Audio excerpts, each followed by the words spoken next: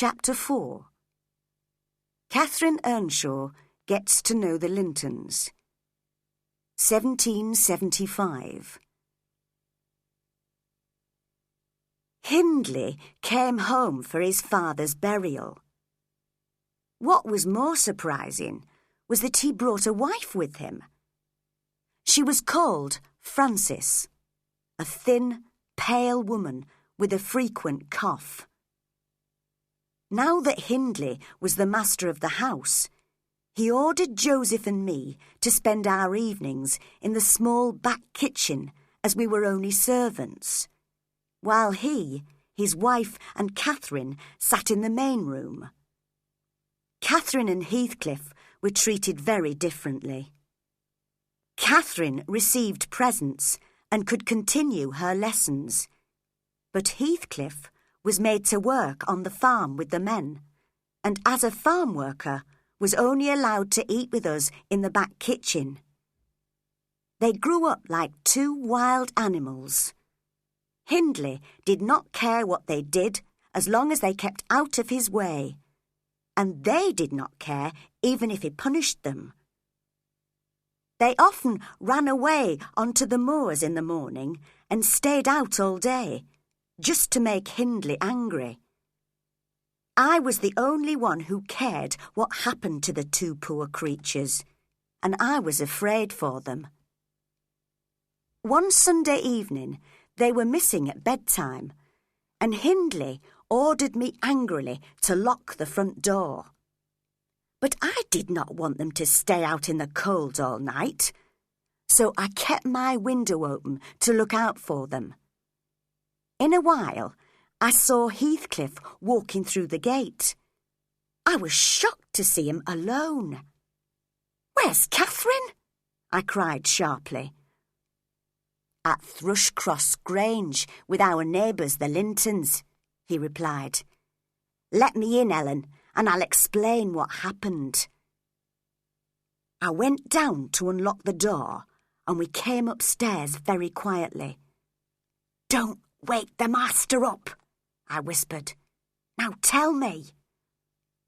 Well, Catherine and I thought we'd just walk to the Lintons' house. We wanted to see if Isabella and Edgar Linton are punished all the time by their parents, as we are. "Probably not," I answered. "I expect they are good children and don't need to be punished."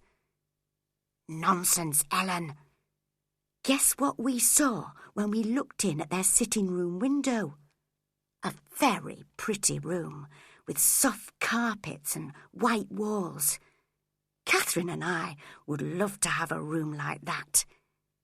But in the middle of this beautiful room, Isabella and Edgar Linton were screaming and fighting over a little dog. How stupid they are, Ellen. If Catherine wanted something, I would give it to her, and she would do the same for me. I would rather be here at Wuthering Heights with her, even if I'm punished by Joseph and that wicked Hindley, than at Thrushcross Grange with those two fools." "Not so loud, Heathcliff. But you still haven't told me why Catherine isn't with you." Well, as we were looking in, we started laughing at them so loudly that they heard us and sent the dogs after us.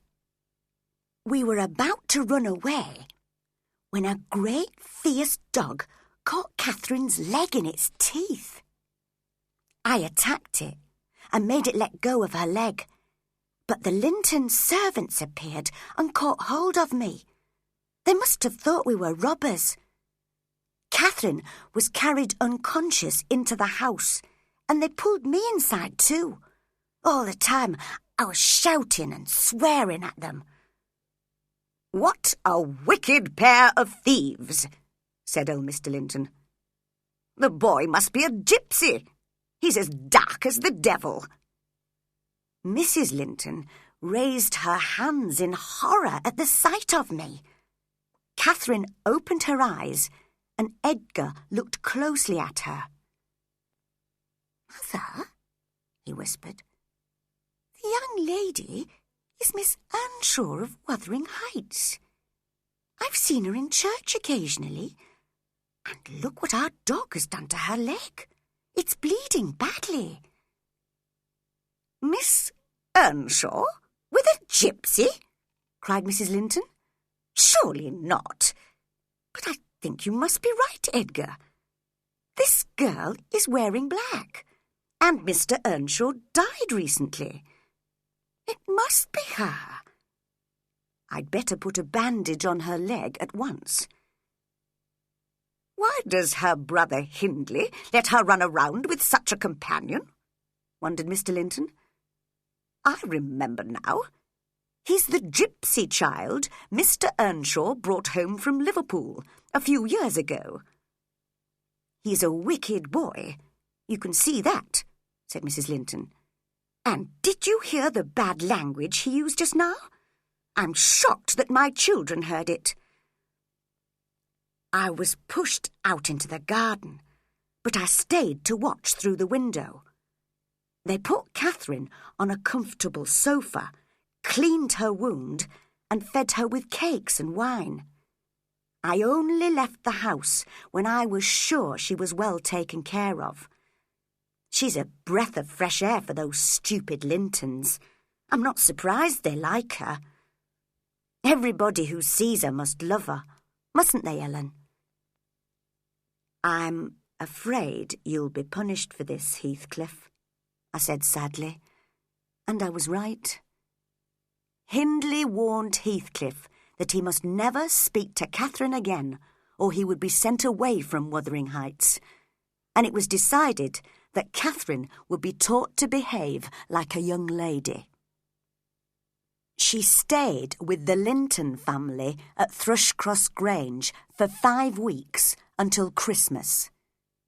By that time, her leg was fine, and her manners were much better than before. Frances Earnshaw visited her often, bringing her pretty dresses to wear, and persuading her to take care of her appearance, so that when she finally came home after her long absence, she almost seemed a different person. Instead of a wild, hatless girl, we saw a beautiful, carefully dressed young lady. When she had greeted all of us, she asked for Heathcliff. "Come forward, Heathcliff," called Hindley. "You may welcome Miss Catherine home, like the other servants." Heathcliff was used to being outside all day and had not bothered to wash or change his clothes. His face and hands were black with dirt. In spite of this, Catherine was very glad to see him and rushed up to kiss him. Then she laughed. "How funny and black and cross you look. But that's because I'm used to Edgar and Isabella, who are always so clean and tidy. Well, Heathcliff, have you forgotten me?" But, ashamed and proud, the boy said nothing, until suddenly his feelings were too much for him. "I won't stay to be laughed at," he cried, and was about to run away when Catherine caught hold of his hand. "Why are you angry, Heathcliff? You just look a bit strange, that's all. You're so dirty." She looked worriedly at her hands and her new dress. "You needn't have touched me," he said, pulling away his hand. "I like being dirty, and I'm going to be dirty." As he ran miserably out of the room, Hindley and his wife laughed loudly, delighted that their plan to separate the two young people seemed to be succeeding. The next day was Christmas Day. Edgar and Isabella Linton had been invited to lunch, and their mother had agreed on condition that her darlings were kept carefully apart from that wicked boy. I felt sorry for poor Heathcliff, and while the Earnshaws were at church, I helped him wash and dress in clean clothes. "You're too proud," I scolded him as I brushed his black hair. "You should think how sad Catherine is when you can't be together. And don't be jealous of Edgar Linton." "I wish I had blue eyes and fair hair like him. I wish I behaved well and was going to inherit a fortune." "He has none of your intelligence or character. And if you have a good heart, you'll have a handsome face. Who knows who your parents were? Perhaps a king and queen, far more important than the Lintons." In this way, I encouraged Heathcliff to have more confidence in himself. But when the Earnshaws and the Lintons arrived back from church, the first thing Hindley did was shout at Heathcliff, "Get out of my sight until we've finished eating! I'll pull that long hair of yours if you don't obey me at once." "It is long," said Edgar. "I'm surprised he can see anything." This was too much for Heathcliff. He looked desperately around for a weapon, picked up a bowl of hot soup, and threw it at Edgar, who started screaming. Hindley immediately took hold of Heathcliff and pushed him upstairs. "I'm sure Hindley's going to hit him," cried Catherine. "I hate it when Heathcliff is punished. It's your fault, Edgar. You annoyed him. Why did you speak to him?" "I didn't," replied Edgar, tears in his eyes. "I promised Mother I wouldn't. I spoke about him, not to him." "Well, don't cry," said Catherine with scorn. "You've made enough trouble already. Here comes my brother." Hindley returned, hot and breathless. "That'll teach him," he said. "And now let's have lunch." The others seemed to forget Heathcliff, but I noticed Catherine could not eat much, and I knew she was sorry for her friend. In the evening, there was music from a travelling band and dancing in the main room. Catherine said the music sounded sweeter from high up, and so she went to sit in the dark on the stairs. When I went to find her, however, I discovered she had gone right to the top of the house to talk to Heathcliff through his locked bedroom door, and had then climbed out onto the roof and in through his window. I persuaded them both to come out of the room the same way, as I had no key to the door, and took Heathcliff down into the warm servants' kitchen with me, while Catherine returned to her guests and the dancing.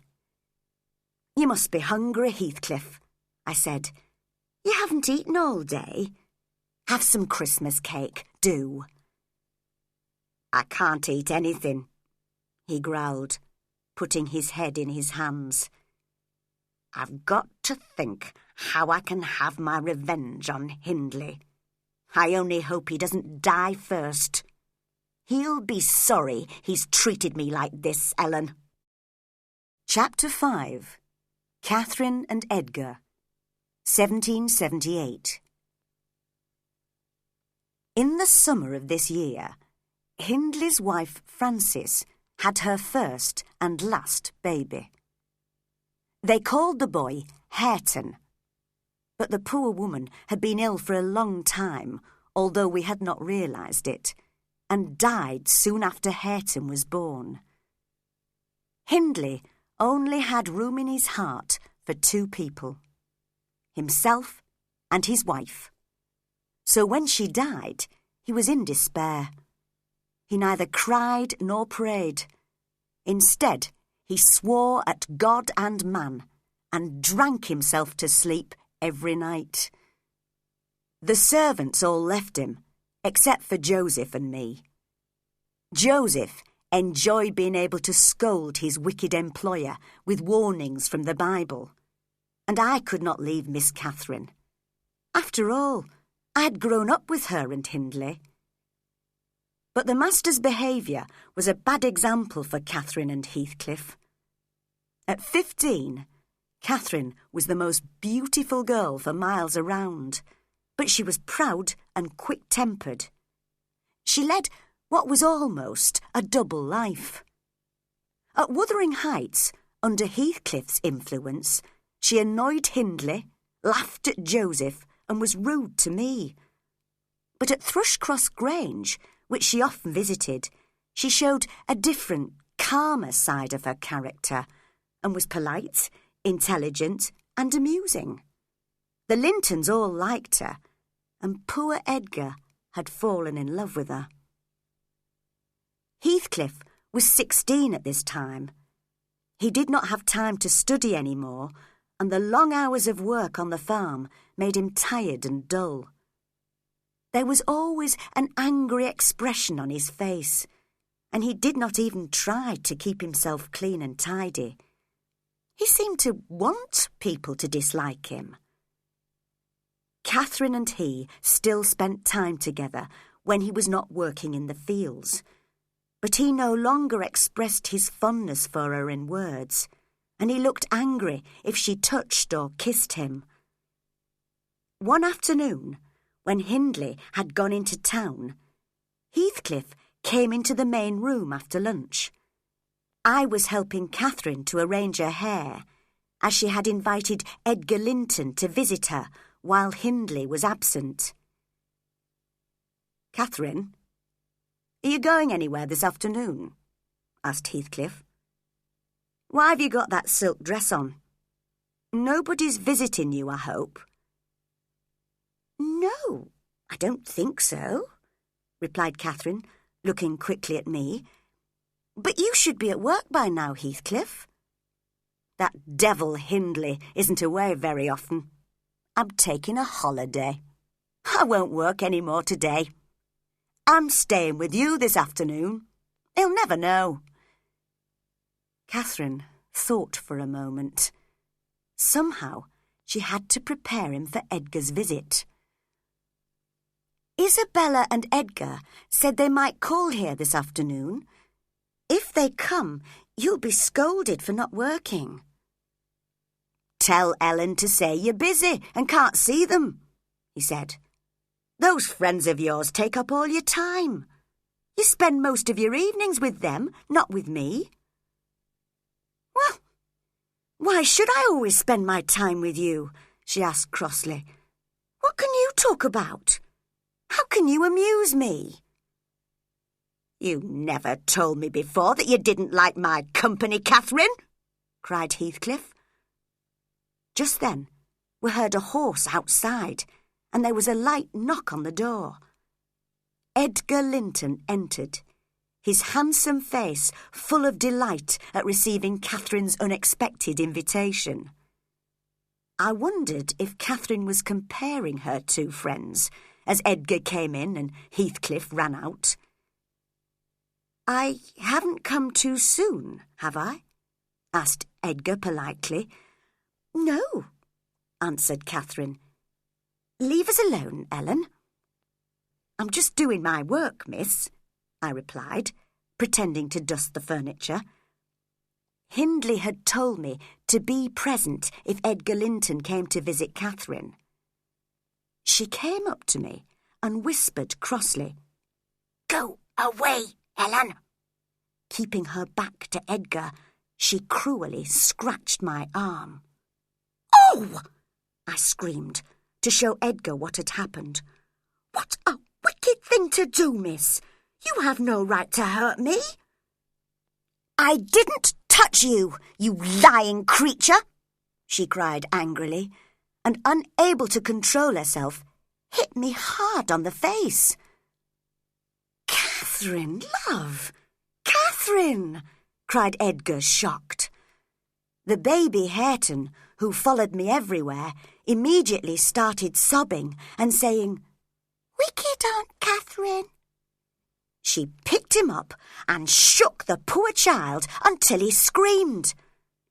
Edgar rushed up to her and tried to stop her.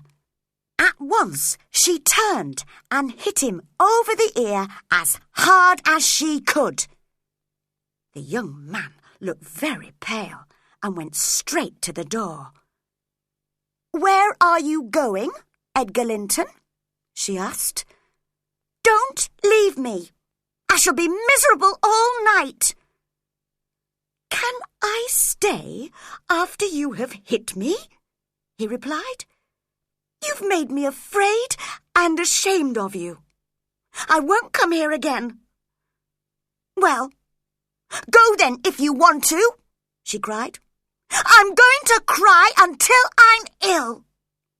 And she dropped onto the floor, her shoulders shaking and the tears rolling down her face. Edgar managed to get as far as the door, but here he hesitated, and I called out to him to encourage him to leave. "Miss is just a selfish child, sir. You'd better ride home and forget her." But as he could not stop looking at her, I knew there was no hope for him. Nothing would keep him away from her now. And sure enough, he came back into the room and shut the door. This time, I left them alone and stayed in the kitchen with little Hareton. But when I came to warn them that Hindley had returned, I realised that their quarrel had only brought them closer together. Chapter 6. Heathcliff Disappears, 1778 to 1779. Hindley came into the kitchen, swearing terribly, just as I was about to hide little Hareton in a cupboard. I was always afraid that Hindley would hurt his small son, either by accident or on purpose, when he was drunk. So I tried to keep Hareton out of the way. But this time, Hindley discovered my plan. "Ah! You keep my son in a cupboard, do you?" he cried angrily, picking up a sharp kitchen knife. "With the devil's help, I'll make you swallow this, Ellen." And he pushed the knife between my teeth. I was never afraid he would hurt me, and calmly took the knife out of my mouth. "But that can't be my son, can it?" he continued aggressively, staring at the frightened little boy. "If it is, he should be punished for not running to greet his father. Perhaps I'll cut his ears off." And then suddenly his manner changed. "No, Hareton, darling, don't cry. Kiss me. Kiss your father." "What? You won't? Then I'll break your neck."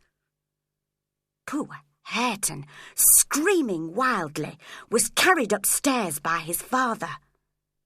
Suddenly, Hindley stopped on the stairs to listen, almost forgetting what he was holding.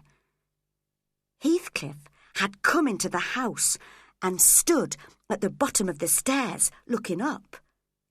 Just then, the child jumped out of Hindley's arms and fell. I only had time to gasp in horror before I saw that Heathcliff had caught him. Heathcliff stared down at the child he was holding.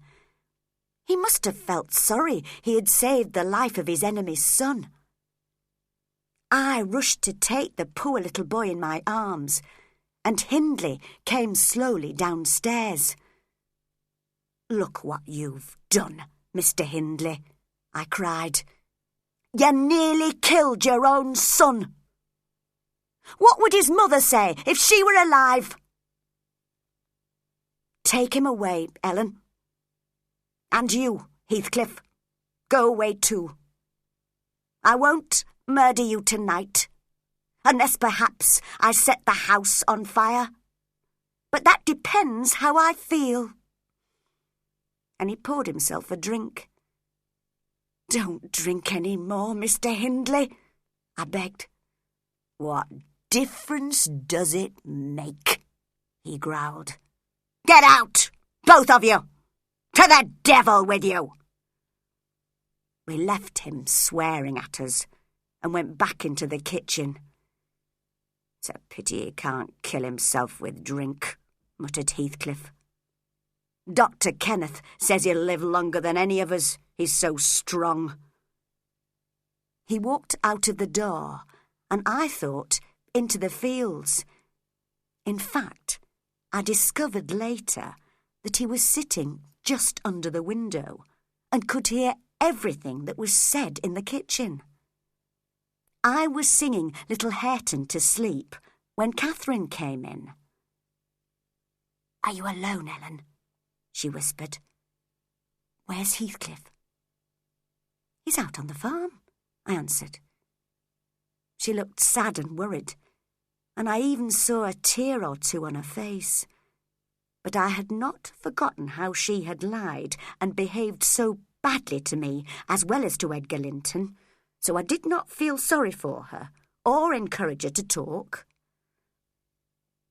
"Ellen, will you keep a secret for me?" she asked in the end, giving me her sweetest smile. "I must tell you. I need your advice. Today, Edgar Linton has asked me to marry him, and I gave him an answer. Now, before I tell you if it was yes or no, you tell me which I should have said." "Really, Miss Catherine, how can I know? Perhaps you should have refused him. He must be a fool to ask you after you were so rude and violent this afternoon." "Well, I accepted him, Ellen," she said crossly. "But should I have done so? Should I? What do you think?" "First, do you love him?" I asked. "Of course I do," she replied. "Why do you love him, Miss Catherine?" "Well, I do. That's enough." "Well, because he's handsome and a pleasant companion." "Ooh, that's bad," I said, shaking my head. "And because he loves me? That's worse. And because he'll be rich, and I shall be the most important woman for miles around. Worst of all. But there are several other handsome, rich young men in the world. Why don't you marry one of them?" "I don't know any of them. I only know Edgar." "Well, I don't know why you're unhappy, Miss Catherine. Your brother will be pleased, and Mr. Edgar's parents will too. You love Edgar, and Edgar loves you. What's the problem?" "Here. And here," replied Catherine, beating her head and her chest. "In my heart and soul, I know I'm wrong. Ellen, I can't live apart from Heathcliff. He is more myself than I am. Our souls are the same. I have nothing in common with Edgar, but I can't marry Heathcliff now. Hindley has made him become a poor, dull farm worker. He'll never know how I love him." I suddenly heard a movement outside the window and saw Heathcliff stand up and walk away. I realised he had been listening until he heard Catherine say she could not marry him. Then he stayed to hear no more. "Quiet, Miss Catherine," I said. "Just imagine how hard it will be for Heathcliff when you marry Mr. Edgar. He'll have no friends at all when you leave him." "Leave him? Why should we be separated?" she asked angrily. "Who will separate us? Nobody will dare. Edgar must learn to accept him as my friend. Didn't you ever think, Ellen, that if Heathcliff and I married, we would be very poor? But if I marry Edgar, I can help Heathcliff with my husband's money. That's the worst reason you've given so far for marrying Mr. Edgar, I replied, shocked. It isn't. Heathcliff is more important to me than myself. My love for Edgar is like the leaves on the trees. I'm sure time will change it. But my love for Heathcliff is like the rocks in the ground. Not beautiful, but necessary and unchanging. He's always in my heart. Just then, Joseph entered the kitchen. I whispered to Catherine that I was sure Heathcliff had heard some of what she said. She jumped up, frightened, and rushed outside. But although we all looked everywhere for Heathcliff, there was no sign of him that night, or for many nights in the future. At about midnight, while we were still waiting for him to come home, we noticed the wind was getting stronger. We could hear it whistling down the chimney and howling all around the house. Suddenly, there was a terrible crash of thunder, and the branch of a tree fell onto the roof. We were not hurt, but Joseph immediately dropped onto his knees to pray. The rain was beating down on the windows, but Catherine stayed outside, although by now her hair and clothes were completely wet. In the end, we all went to bed. I managed to persuade Catherine to come in, but she insisted on sleeping in the kitchen in case Heathcliff returned during the night. In the morning, we discovered that she had caught a fever as a result of getting wet. She became seriously ill, and it was several weeks before Dr. Kenneth would allow her out of bed. When she recovered, she was invited to stay for a while at Thrushcross Grange. Unfortunately, old Mr. and Mrs. Linton caught the fever too, and died within a few days of each other. Catherine returned to us, prouder and quicker-tempered than ever, but not as strong as before. If she gets ill again, it could be fatal, Dr. Kenneth warned us. My advice to you is to do whatever she wants and don't make her angry. So we had to obey all her orders, and Joseph and I were not allowed to scold her any more. Edgar Linton was still in love with her, and thought himself the happiest man on earth when he married her 3 years after his parents' death. She insisted on having me with her, so we moved together to Thrushcross Grange, although I was very sad to leave little Hareton with his father. It's very late, Mr. Lockwood. I think you should go to bed, or you'll be ill tomorrow. I can tell you the rest of the story another time. 4 weeks later. In fact, I was ill the next day, and have been ill since then. The terrible night I spent at Wuthering Heights was the cause of my illness, and I blame Mr. Heathcliff for it. Dr. Kenneth has warned me I won't be able to go out until the spring. All I can do is lie in bed, listening to the howling wind and staring at the grey northern sky. So I've decided to ask Mrs. Dean to come upstairs and finish telling me her story. She tells me she's happy to continue.